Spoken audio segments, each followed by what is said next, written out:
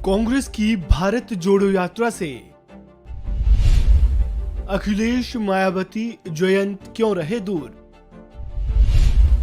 क्या है यात्रा से दूर रहने की असली वजह? कांग्रेस की भारत जोड़ो यात्रा का यूपी में आज अंतिम दिन था। राहुल गांधी की ये यात्रा यूपी में यूं तो महज 3 दिनों तक ही रही, लेकिन इसने कई लोगों को प्रतिक्रिया देने पर मजबूर कर दिया। बात बात पर कांग्रेस को कोसने वाली बसपा चीफ मायावती ने राहुल को इस यात्रा के लिए शुभकामनाएं दी, तो सपा के मुखिया अखिलेश यादव और उनके गठबंधन के साथी रालोद चीफ जयंत भी राहुल की यात्रा का विरोध करने का साहस नहीं दिखा पाए। इन तीनों दिग्गजों ने राहुल की यात्रा को लेकर ये स्टैंड क्यों लिया, इसके पीछे क्या वजह है, इस वीडियो में हम यही जानेंगे।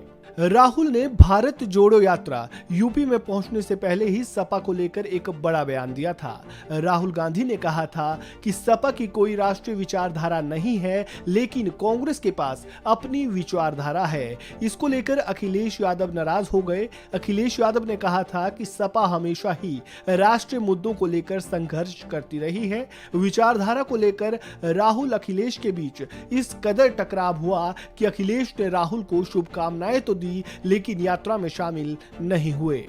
वहीं आरएलडी ने पहले राहुल की भारत जोड़ो यात्रा में शामिल ना होने का फैसला किया था। सपा के साथ आरएलडी का गठबंधन है और इसके तहत रालोद ने इस यात्रा का हिस्सा बनने से इनकार कर दिया था। हालांकि अखिलेश यादव के रुख में बदलाव आते ही जयंत चौधरी भी सामने आए। उन्होंने यात्रा में शामिल होने की जानकारी दी, लेकिन बाद में इसका हिस्सा नहीं बने और केवल शुभकामनाएं देकर ही काम चलाया। सूत्रों की माने तो अखिलेश यादव और जयंत चौधरी ने मिलकर ये फैसला लिया था कि इस यात्रा का हिस्सा बनने और विरोध करने की बजाय शुभकामनाएं दी जाएं, ताकि पश्चिम में एक सकारात्मक माहौल बना रहे। सबसे रोचक फैसला बसपा की चीफ मायावती का रहा। मायावती के लगभग हर बयानों में कांग्रेस की आलोचना होती है। वो हमेशा ही कांग्रेस को उसकी गलत नीतियों के लिए जिम्मेदार ठहराती रहती है, लेकिन इस मामले में उन्होंने भी सावधानी बरतने का काम किया। मायावती ने भी यात्रा का विरोध करने की बजाय शुभकामनाएं देना ही बेहतर समझा। राहुल की भारत जोड़ो यात्रा यूपी में 3 दिनों तक रही।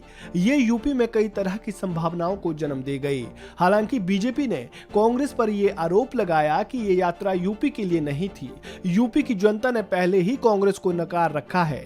वरिष्ठ राजनीतिक विश्लेषक राजीव रंजन सिंह कहते हैं कि दरअसल मायावती, अखिलेश और जयंत की नजर 2024 से पहले बनने वाले एक संयुक्त विपक्ष पर है। इसकी अगुवाई कांग्रेस कर सकती है। इस लिहाज से कांग्रेस का विरोध करने की बजाय तीनों ही पार्टियां अपने लिए संभावनाएं बनाकर रखने की कोशिश में हैं, ताकि समय आने पर उसका लाभ लिया जा सके।